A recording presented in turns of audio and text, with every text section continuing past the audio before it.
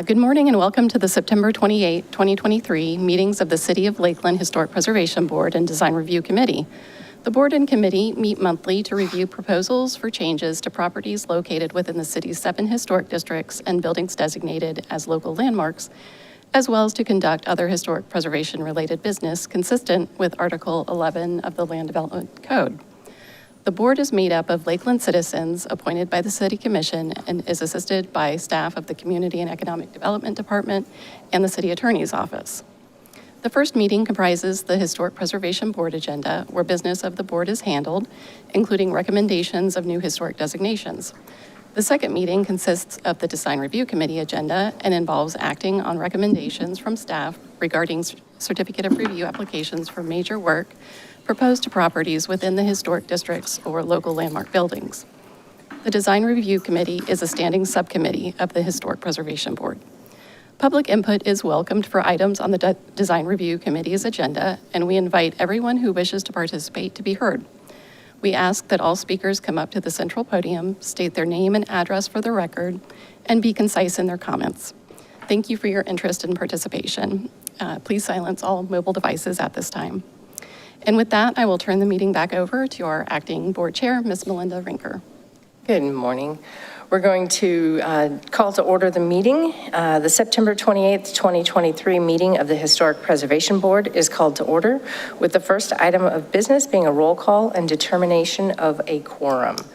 Chris Olson is not here. Myself, present. Melinda Rinker. Bruce Anderson. Present. Lynn Dennis. Here. Natalie Oldenkamp is not here. Cesar Perez. Here. Michael Porter. Here. Brittany Wilson. Here. And we do have a quorum. First thing we're going to do, excuse me, is review the approval of the August 24th Historic Preservation Board meeting minutes. Are there any corrections or additions to the minutes? Move for approval. Second. Okay, all in favor of the adoption of the August 24th, 2023 Historic Preservation Board meeting minutes as presented, say aye. Aye. Aye. And any opposed? None. Okay. There is no old business. However, for new business, we have 3 watch list properties. I'm going to read the addresses and then hand it over to you. 137 Lake Morton Drive, 2430 New Jersey Road, and 302 East Belvedere Street. Emily, would you take over and talk about those, please? Yeah. So the watch list properties are properties that Historic Lakeland's Board of Directors has selected to basically keep an eye on and report to code enforcement or other entities as applicable. They've got 3, as Melinda mentioned, on their list currently. All 3 of these do have active code enforcement cases on them. So the first one is 137 Lake Morton Drive. Basically, they're concerned about the overgrowth of foliage on the building. That can cause problems. There, again, like I said, there is a code enforcement case specifically for overgrowth. So the city is going through those actions to remediate the overgrowth. The second property is 2430 New Jersey Road. This is not located in a historic district, so it currently does not have protection, whereas the previous property is located in South Lake Morton. Again, you can tell there's some neglect going on here, and this home also has an active code enforcement case. And the final one is 302 East Belvedere Street. This is just outside of the district, or just south of the South Lake Morton district. It has some major roof damage. It is not occupied. The city is well aware of this and is trying to work with the owner. Also has an active code enforcement case. So Historic Lakeland just wanted the Historic Preservation Board to be aware of the properties they're keeping an eye on, just to keep the lines of communication open. There is potential, I don't know about any of these properties, but there is potential for, historic designation action by the board to try to protect some of these, in the future. Have the built dates on them? I don't. I need to, I will get that to you. I can email that out to the board. I believe this house was 1910s. Yeah, the first house, let me see. This house is probably 1920s, being that it's a more bungalow four-square. And I don't have the date on this. This one might be even earlier, like 1900s. Are these all different owners or? All different owners. Okay. Yeah, all private owners. This New Jersey Road house is not occupied. It's vacant, and the Belvedere Street house is not occupied currently. Okay. So they're not necessarily asking for action, just awareness, because what would, getting them individually listed would have to have a lot of support to do that, especially when it's individual owners versus the whole neighborhood that also. Right. Sticky as well, right? Because they could resist not wanting to be listed, correct? Correct. And does that law affect this? It would if we didn't have a historic designation for it. So, I mean, these are not in the, at least two of those are not already within your purview. Okay. So, I mean, we would be applying a kind of a more stringent standard than would be, in existence right now. And so that, I think we would have to look at it very closely in terms of deciding something like that. But again, I mean, if the ones that are not within the jurisdiction of this board, you would have to probably take a closer look at what kind of authority you would have to do something. Okay. Thank you. Okay. Anything else on those? Thank you. Okay. The next item has been added to the agenda. There's a historic home workshop on Saturday, October 14th, from 8 to 1 over at Florida Southern College in the Ordway Building. Just as a note that if any of the board members would like to volunteer, please talk to Emily. And I volunteered one year. It was actually fun, sitting at the table, talking to people about their homes and whatnot. So there we go. Next, that is it on this. Is there a motion to adjourn? So move. Second?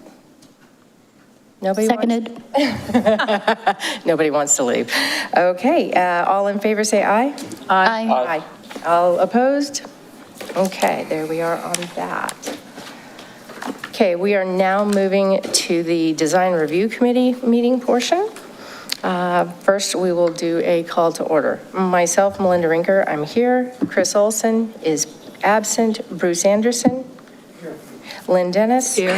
Landis Fleming is absent. Natalie Oldenkamp, absent. Cesar Perez? Here. And Michael Porter? Here. Okay. You need to take Landis off. He's no longer on the board. Okay. Yes, that's a note for Emily. I'm like, One of those days, Emily. okay. We do have at least 4 members, so we do have our quorum. And we'll. Actually, if I may interject, Yes. the Design Review Committee, it says in the Land Development Code 11.33, there shall be a Design Review Committee for each historic district consisting of a minimum of 5 and a maximum of 7 of the Historic Preservation Board. Any member of the board may be appointed as an alternate to serve on the Design Review Committee in the absence of committee members. And so, Madam Chair, I think it would be within your authority to appoint, so that we have 5 to. I do believe we have 5. Bruce was voted on as the last set. Okay. As a new Yeah, member, yeah. so Okay, we were commenting on that before everyone's coming in 1, about. 2, 3, 4, 5. okay.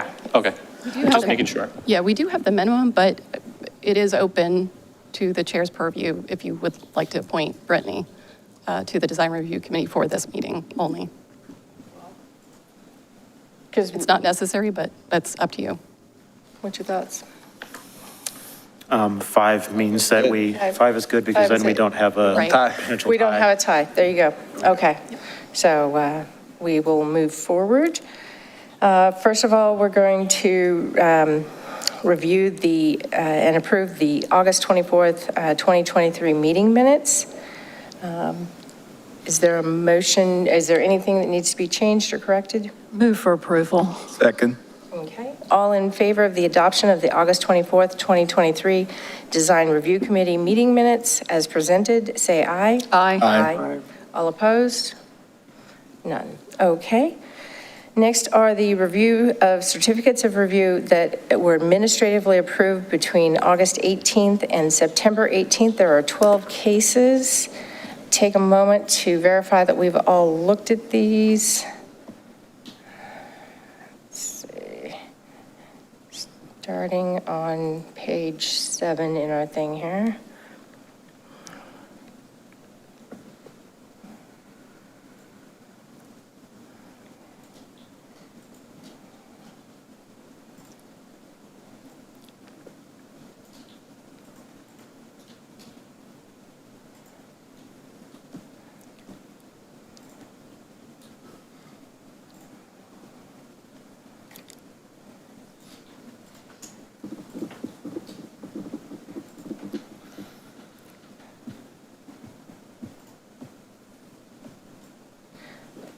Okay. And there's no motion required on that. We're going to move to the next portion, which is consideration of the certificate of review applications. We're entering the public hearing portion of the meeting, and the committee is ready to consider these. The first one, first note of business is having the Assistant City Attorney administer the oath to all who wish to testify during this meeting. If you're planning to speak before this committee, please stand and raise your right hand. Do you swear or affirm the testimony you're about to give will be the truth and the whole truth? Okay. Move this forward here. Our first one is HPB 23-163, 1115 Josephine Street. Final approval is requested for the new construction of a single-family house on the vacant subject property. The owner applicant is Joseph and Patricia McGee. Are there any conflicts on the board? Thank you. Okay, seeing none, Emily. Thank you, Madam Chair. The subject property is an interior lot of record and consists of .15 acres. This lot is currently vacant and has alley access at the rear of the property. This lot is currently combined with the lot to the west. The applicant has been instructed to split the subject lot from the combined parcel through the Polk County Property Appraiser's Office before applying for the building permit. And this is just a photo showing the subject property and the property to the west. This is the house to the west, or the houses to the west. And this is the house to the east of the subject property. So the applicant requests to build a one-story, single-family house on the subject property consisting of approximately 2,017 square feet of living area. The home will feature a neo-traditional aesthetic reflecting elements of the bungalow and frame vernacular architectural styles, such as a gabled roof with a hipped roof front porch supported by simple square columns, windows with a simulated divided light configuration, and a front entry consisting of a craftsman-style door. The exterior paint colors are represented here, along with the style of the front door, to be used on the proposed house. This is just a slide showing the floor plan of the house. And a detached garage with a gabled roof is proposed at the rear of the property with a driveway connecting the garage to Josephine Street along the west side of the subject property. Also proposed is a swimming pool at the rear of the property, which I'll show on the site plan in a moment here. Materials proposed for the new house and garage include a concrete stem wall foundation with a 32-inch height at the finished floor for the house and a concrete slab foundation for the garage. The front porch foundation will be clad in brick. The foundation of the house will be clad with a sand stucco finish. The house will be clad in hardy board and batten siding with hardy shingle siding in the gables, and the garage will be clad in a sand finish stucco with hardy shingle siding in the gables. Hardy material trim and casing will be used. Vinyl single hung sash windows with a 4/1 light configuration with exterior grids. composite three-quarter light front door and a full light rear door, composite entry door on the garage and an aluminum garage door. And roofing will consist of standing seam metal panels on the 6/12 pitch main roof and 4/12 pitch front porch roof. The garage will also have a standing seam metal roof. And hardy fascia and soffit will be used all around. The front porch will have a pine tongue and groove floor and brick steps with hardy wrapped square columns featuring a simple base and capital. The exterior paint colors are listed here, and I just wanted to point out that you may have seen some discrepancy in the elevation drawing that was presented and the exterior cladding. The applicant is here and has a updated elevation drawing to present, but the materials that I read to you are the ones going to be used. So the site plan proposed for the proposed new construction shows orientation of the home's front facade towards Josephine Street. The proposed building setbacks for the house and garage meet the Land Development Code's urban neighborhood standards. This request was evaluating using the standards and guidelines referenced here. So adjacent to the subject property along Josephine Street exists several one-story houses that feature the bungalow, frame vernacular, and modern masonry vernacular styles. Staff finds that the proposed new house is compatible in mass and scale to the contributing houses in the Lake Hunter Terrace Historic District. The scale and proportion of the architectural elements of the house, including roof pitch and floor-to-ceiling heights, is also compatible with contributing structures. Staff finds that the proposed materials for the house and garage are consistent with residences in the surrounding neighborhood and the design guidelines. The design of the house displays a neo-traditional style that is compatible with the architectural character of the district. Features such as the hipped roof front porch supported by square columns with simple capitals and bases, board and batten siding, windows with a simulated divided light configuration, and a craftsman-style front door are consistent with frame vernacular and bungalow houses found in the neighborhood as well as the design guidelines. The design of the garage reflects the design of the house and is simple and subordinate to it. And finally, the proposed placement of the house on the lot is consistent with the design guidelines and urban neighborhood standards in terms of orientation, building setbacks, and porch depth. The front yard building setback at 15 feet is the minimum required by the code and is compatible with the houses on either side of the subject property. 1119 Josephine Street to the west of the subject property is set back approximately 19 feet from the property line. And 1121 Josephine Street is set back approximately 15 feet. The garage is located appropriately to the rear of the subject property. And while this property does have access to an alley at the rear, driveways connecting to the street are an established feature along this block of Josephine Street. So staff recommends final approval of the request with the following conditions to be reviewed and approved by staff prior to permitting. Number one, use a straight eave return on the gabled roof instead of the quote-unquote pork chop eave return shown on the plans. Number two, windows shall comply with the following requirements. Windows must be recessed to provide a shadow line and not installed flush to the exterior wall surface. B, muttons or grids must be mounted to the exterior glass in addition to any grids between the glass. C, windows also must include historically appropriate trim, including header, sill, and apron. Number three, the standing seam metal roof panels must have a flat appearance in between seams with no striations. And number four, submittal of actually, I strike that. An exterior paint palette was submitted, so please strike that on the conditions. Thank you, Madam Chair. Thank you very much. Would the applicant like to come to the microphone and speak in support of your request? As stated by Ms. Foster, I do have a revision on the elevation. Considering the requests that were made, I'd like to present those. And can you state your name and address for the record, Sorry, please? Joseph McGee, and this is in regards to 1115 Josephine Street.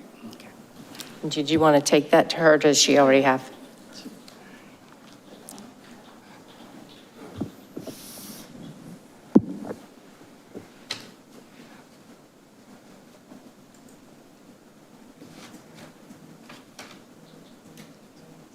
So we have revised it to do board and bat around the entire perimeter of the home with cedar lap siding on the gable ends. And then you can see that the porch chop or eave returns have been changed to straight as opposed to level.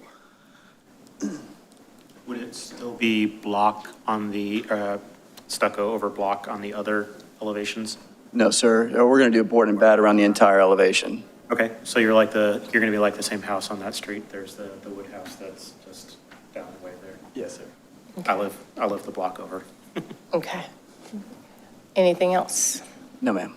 Okay, we're in the public portion of the meeting. Is there anybody who would like to speak in support or opposition of this? Okay. Committee members, are there any questions you have regarding the request? No, I mean, that's why I asked. I think that's a positive change and definitely fits a little better because I drove through the neighborhood this morning just to check my memory of that. And the stucco was the part that was giving me a little bit of heartache, even though we have one or two stucco homes in there, but they're non-contributing. They're Correct. actually examples of probably the worst of 80s style homes in there, but it does exist. So I think this actually matches a lot better. And this is very similar to the one house that's already on that block. Yes, sir. Okay. Any other public comments? Seeing none, we'll move to the committee for discussion of the request with respect to its consistency with the historic preservation standards and guidelines. Any commentary here? This is going to go quick. I move for approval per staff recommendation. And do we need to say per the elevations that were presented as well? Okay, and per the revised elevation presented by the owner. Member of the public. So we have a motion to approve per the revised elevations given to us by the owner or applicant. And did we have a second? Second. Okay, and we're going to vote by roll call. Myself, approve. Bruce Anderson. Approve. Lynn Dennis. For the motion. Cesar Perez. Or. Michael Porter. Or. And it has been approved. Thank you very much. Welcome to the neighborhood. Michael says he volunteers if you need any help. Oh, no, well, if that happens, you got to come and help me at my house. But that's what good neighbors do, right? Cool invite. No, I see plenty of people that drive by when I'm struggling on a ladder out there. Okay, the next case is HPB 23-169, 527 West Park Street. Final approval is requested for the new construction of a single-family house on the vacant subject property. The owner applicant is Brian Waller, Consult One LLC. And are there any conflicts of interest among the committee members? Seeing none, I'm going to turn this over to Emily. Thank you, Madam Chair. The subject property is an interior lot of record and consists of 0.17 acres. This lot is currently vacant and has alley access at the rear of the property. And the next series of slides are just photographs showing the adjacent properties.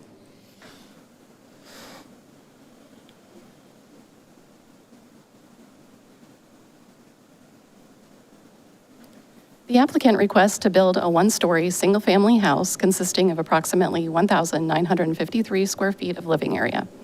The home will feature a neo-traditional aesthetic reflecting elements of the frame vernacular architectural style, such as a front gabled roof and hip roof front porch supported by simple square columns, windows with a colonial-style light configuration, and a front entry consisting of a 3/4 light door.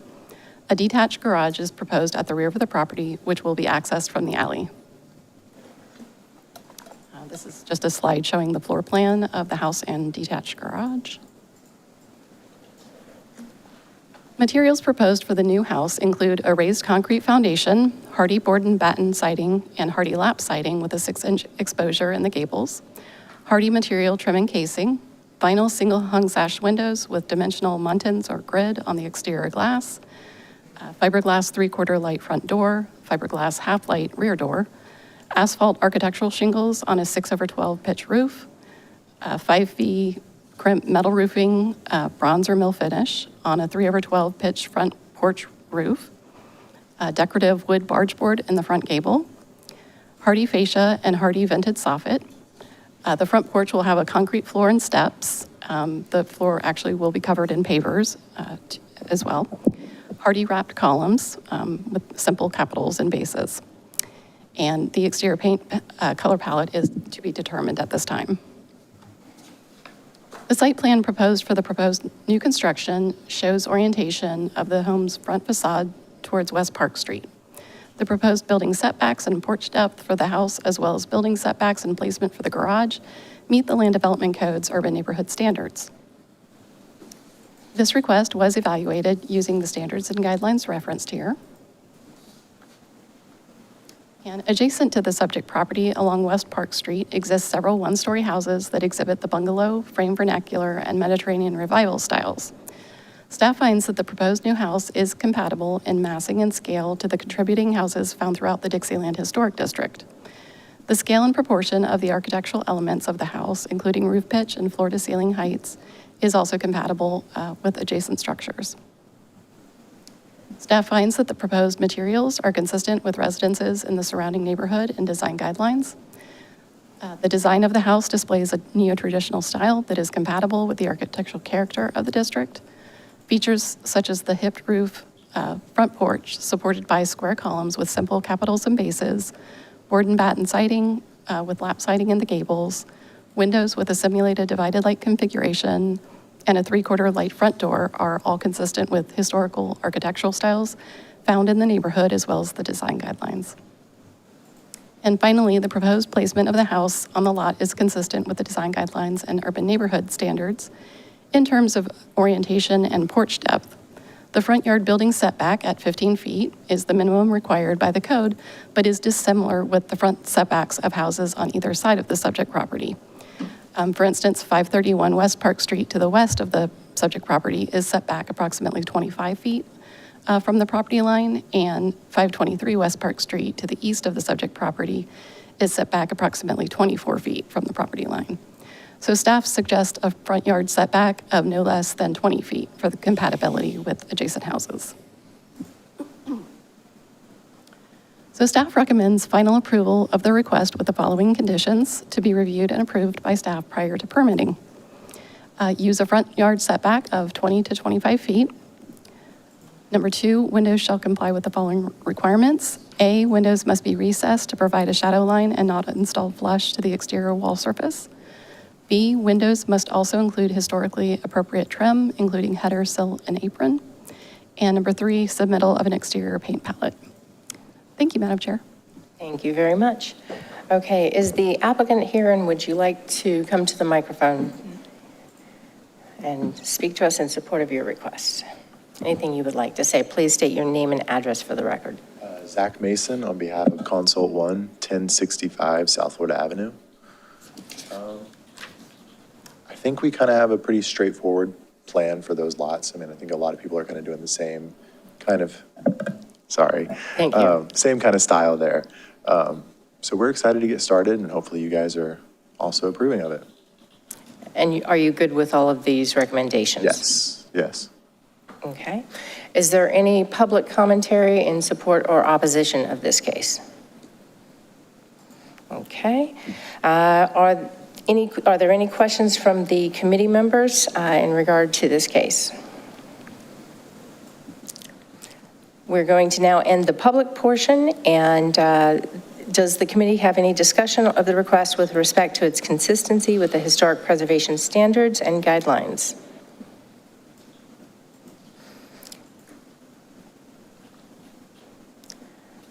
Move for approval per staff recommendations. Second. Okay, we have an approval and a second per staff recommendations. We'll do a roll call. Myself, approve. Bruce Anderson. For the motion. Lynn Dennis. For the motion. Cesar Perez. For. Michael Porter. For the motion. And it passes. Thank you very much. Thank you, guys. Our next case is HPB 23-172, 317 East Belmar Street. Final approval is requested for the new construction of a single-family house on the vacant subject property. Owner is AA 86 Homes LLC, applicant Ben Beckton. Are there any conflicts of interest among the committee members? Seeing none, Emily, would you read the staff report and recommendations, please? Thank you, Madam Chair. The subject property is an interior lot of record and consists of .16 acres. This lot is currently vacant and has alley access to the rear of the subject property. This is just a photo showing the subject property. And this is the lot to the left of the property. And the lot to the right of the property. The applicant requests to build a one-story, single-family house consisting of approximately 2,042 square feet of living area. The home will feature a neo-traditional aesthetic reflecting elements of the bungalow and frame vernacular architectural styles, such as a gabled front roof supported by tapered columns on brick plinths, windows with a 1/1 light configuration, and front entry consisting of a craftsman-style quarter-light door. An attached garage is proposed at the rear elevation of the house, which will be accessed from the alley, and an integrated rear porch will be located on the south elevation of the house. This is just a slide showing the floor plan of the home. And materials proposed for the new house include a concrete stem wall foundation raised at least 21 inches above grade, painted block foundation on side and rear elevations, hardy lap siding, hardy board and batten siding in the porch gable, hardy trim and casing, vinyl single-hung sash windows, a fiberglass or steel quarter-light front door and full-light doors in the rear porch, a steel garage door, asphalt architectural shingles on a 5/12 pitch roof, decorative, decorative triangular gable vent in the front gable. That material is to be determined.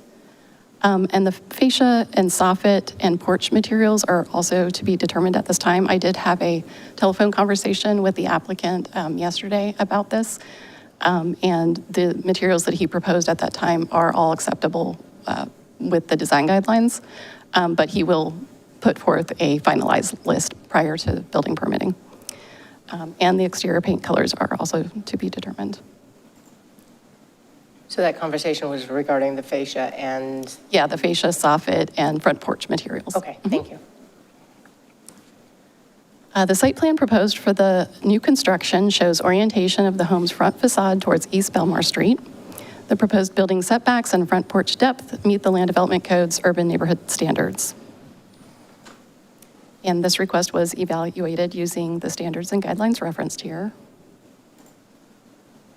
Adjacent to the subject property along East Belmar Street exist several one-story houses that exhibit the Mediterranean Revival, bungalow, and frame vernacular styles. Staff finds that the proposed new house is compatible in massing and scale to the contributing bungalow houses found throughout the South Lake Morton Historic District. The scale and proportion of the architectural elements of the house, including roof pitch and floor-to-ceiling heights, is also compatible with historic structures. At 36 feet, 8 inches wide, this house is slightly wider than the maximum width of 34 feet staff typically recommends for new residential construction on a 50-foot lot. However, given the front porch depth at 9 feet and the front yard setback of 17 feet 7 inches, the dimensions of the home will not adversely affect the historic development pattern established along East Belmar Street in staff's opinion. Staff finds that the proposed materials are consistent with residences in the surrounding neighborhood and the design guidelines. The design of the house displays a neo-traditional style that is compatible with the architectural character of the district. Features such as the front gabled porch supported by tapered columns on brick plinths, lap siding, and board and batten siding in the gable, windows with a 1/1 light configuration and a quarter light front door are all consistent with historical architectural styles found in the neighborhood, as well as the design guidelines. Finally, the proposed placement of the house on the lot is consistent with the design guidelines and urban neighborhood standards in terms of orientation, building setbacks, and porch depth. The front yard building setback at 17 feet 7 inches is compatible with the houses on either side of the subject property. 311 East Belmar Street to the west is set back approximately 14 feet from the property line, and 319 East Belmar Street to the east is set back approximately 15 feet. So staff recommends final approval of the request with the following conditions to be reviewed and approved by staff prior to permitting. Number one, windows shall comply with the following requirements. Windows must be recessed to provide a shadow line and not installed flush to the exterior wall surface. Windows must also include historically appropriate trim, including header, sill, and apron. Number two, submittal of a materials list for the fascia, soffit, front porch, floor, steps, and columns. And number three, submittal of an exterior paint palette. Thank you, Madam Chair. Okay, is the applicant here, and would you like to come to the microphone and speak in support of your request? Please state your name and address for the record. Good morning, Ben Beckton, 227 North Tennessee Ave, and excited to be here and building in the historic district with you guys. We selected a design that we thought was a good fit for that street. We've owned properties on the street and feel that empty lot there is kind of, I don't want to say an eyesore, but it will look nice with a home filling it. And we think that the way we designed this porch and the character of it, applying any recommendations from Emily and trying to make it very cosmetically appealing and useful is going to be really good. So we're excited to get started on it. Okay, we're going to enter the public comment portion. Is there anybody from the public in support or opposition of this? Okay. Then, let's see, the committee members, do you have any questions for the applicant regarding the request? Okay, seeing none, we're going to end the public comment portion of the application, and no further public comments will be taken. For the committee, is there any discussion of the request with respect to the consistency of the historic guidelines? Just a question for Emily. When the materials are submitted, eventually in some formal form, do we need to see that again? No, if you vote to approve as recommended here, I would just ensure that those materials are consistent with the Only design if there's a guidelines. conflict between staff and builders. Right, yeah, if there was Have to see it again. something submitted that was inconsistent with the design guidelines and the applicant was really wanting that, then it would come back to you. Okay. Yeah, and really that was just the soffit material and porch stuff. That's Which we're leaning towards 1x6, hardy, and obviously something that's going to be consistent with that house, with nice wood trim. So I think it'll be probably one step above what you would want as a minimum to match the rest of the house.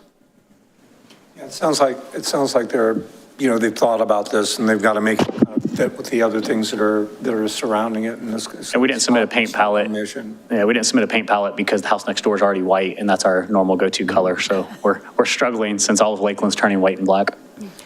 Yes. Go for pink. It's okay. There we go. Did we have a motion? We've got a motion and a second to approve per staff recommendations. All in favor? Actually, let me go to a roll call. Sorry about that. No pink. What? No pink. All right. We'll take it under advisement. So myself, I vote to approve. Bruce Anderson? Lynn Dennis? For the motion. Cesar Perez? For the motion. Michael Porter? for the motion. And this is approved. Thank you very much. Thank you very much. Okay, next we are going to review HPV 21-243, 128 West Patterson Street. Amendment to approved certificate of review requesting approval to retain windows installed without exterior mounted muttons and grids. The original request was for the new construction of a single-family house on the vacant subject property, owner applicant Hulbert Homes, Inc. Are there any conflicts of interest among the committee members? Seeing none, Emily, would you read the staff report and recommendations, please? Thank you, yes. The subject property is an interior lot of record consisting of 0.15 acres. An unimproved alley exists along the southern boundary of the subject property. This lot was previously vacant. which the next picture shows, and this is the subject property in 2021. The applicant received approval with conditions by the Design Review Committee in December 2021 to build a two-story, single-family house consisting of 2,432 square feet of living space.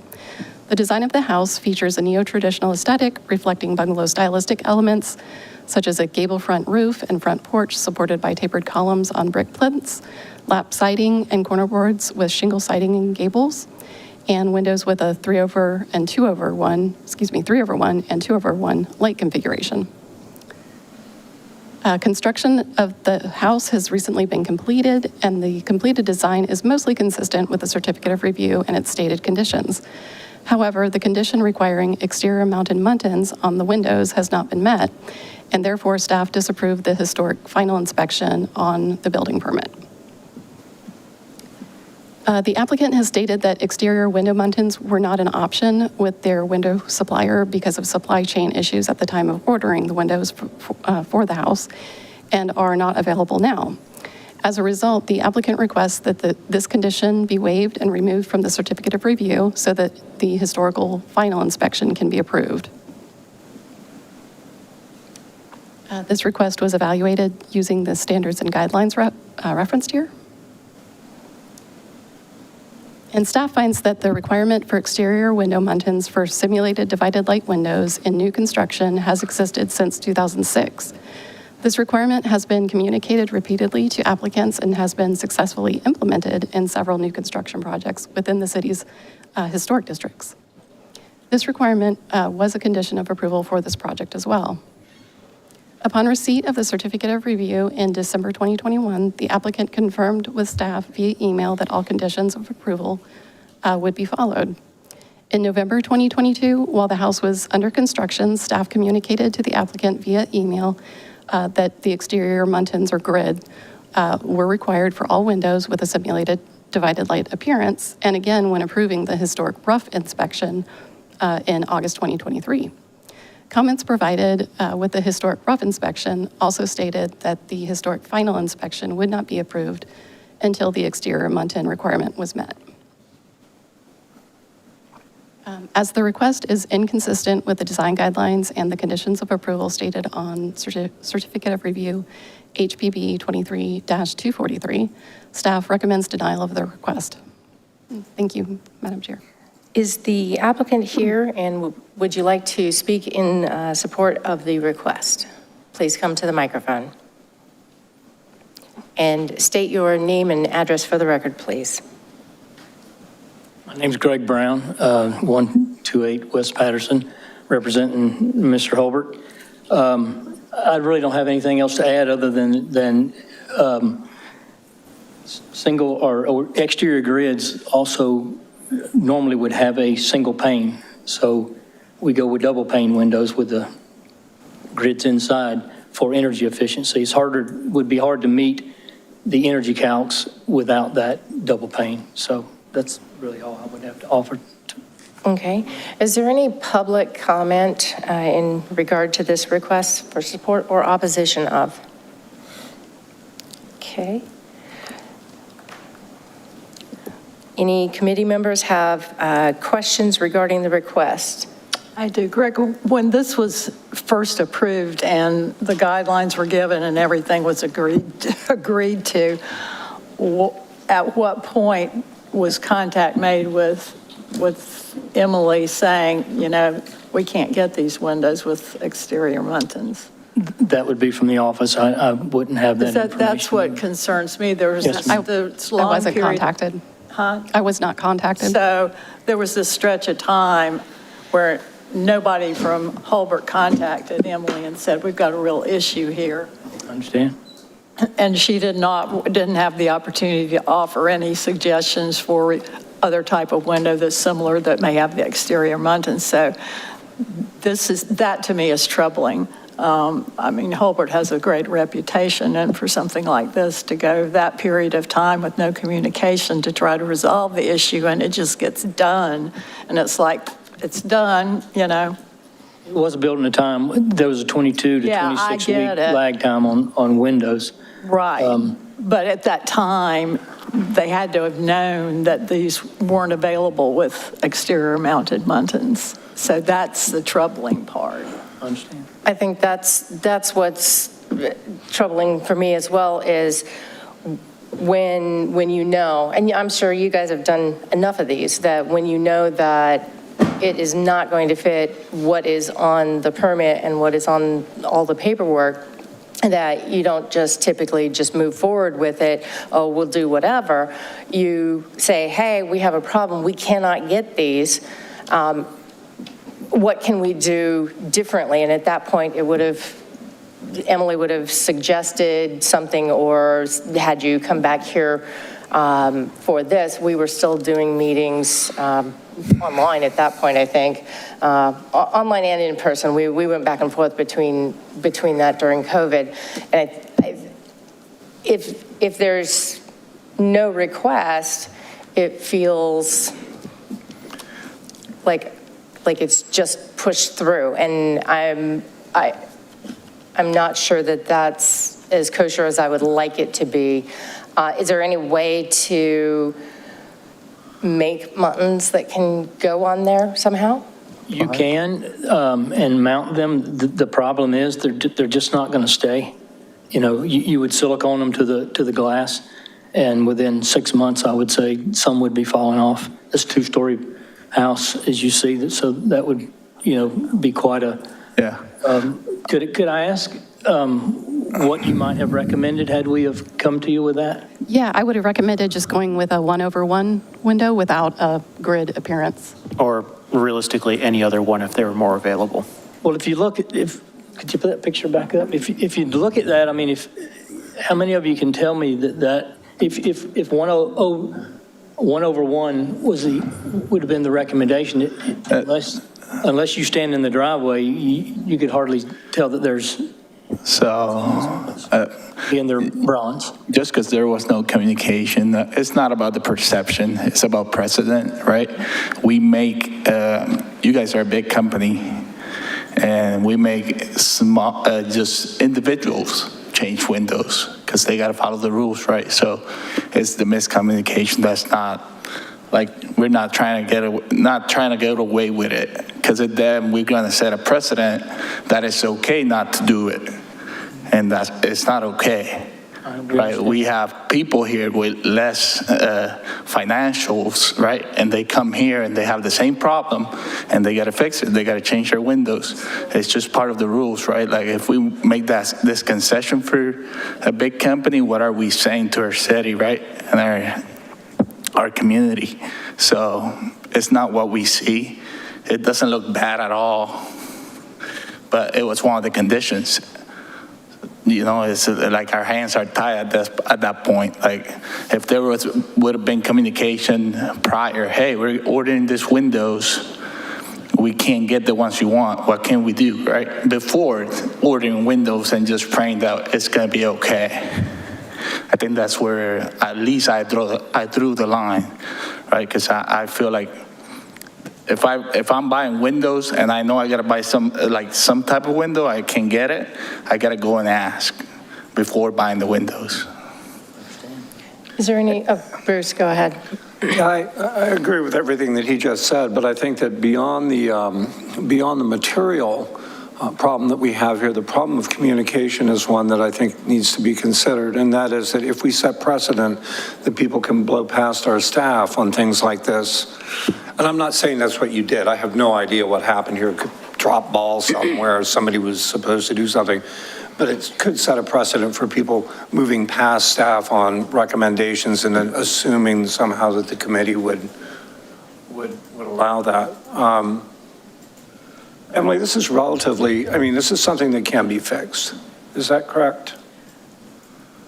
It can be, like he Yeah, said, there's exterior muntins that you can apply to them. It's not ideal Right. at all after the fact. Go ahead, Emily. Yeah, we've had that situation on a house on West Park Street that we made the exterior muntins be applied, and they do Exactly what I fall was off. thinking. So, yeah, I agree with what Greg is saying there.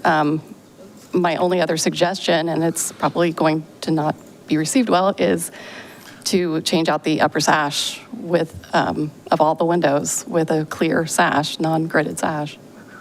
I don't even know if that's possible with these windows. Okay, we are, Bruce, go ahead. I would move to deny the request. We're not there yet. Almost there. So are there any other committee member questions in the public portion here? I have a question for Emily real quick. This house is for sale currently, right? Correct. Well, yes, it is. So can they sell a house like that? I mean, what's... In the what? Can they sell It'll it? happen when. Because someone's going to buy it, and... Right, the building permit has not been finalized yet because Okay. the historic final hasn't been So passed. they wouldn't be able And to clear the The liens and all the title and all It would that. have an issue with the title that could not be cleared prior to closing.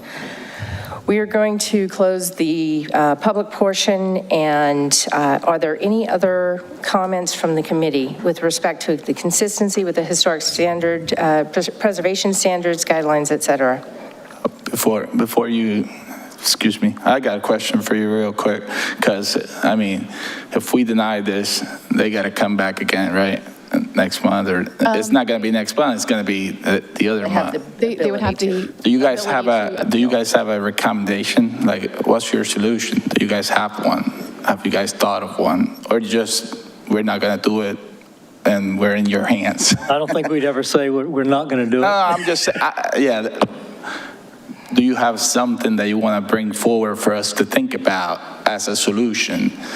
I don't currently have Okay. a solution for that, other than, as, you know, the exteriors, add to them Okay. and take the chance there of, you know, the maintenance issue. But Okay.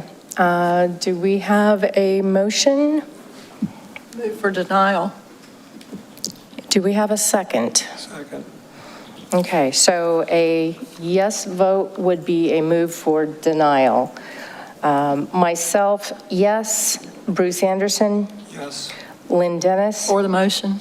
Cesar Perez, Or, Michael Porter. Or Okay, and this has been denied. So that would then go back to staff to figure out what the next step is and go from there, and then you may come back here, or, yes? The applicant would have the ability to appeal the decision Okay. of the DRC. Okay, so we go from there. So we have no other business. Would anyone like to motion to adjourn? So moved. Any seconds? Second. All in favor of adjourning, say aye. aye. All opposed? Okay, and we are adjourned. Thank you very much. Thank you.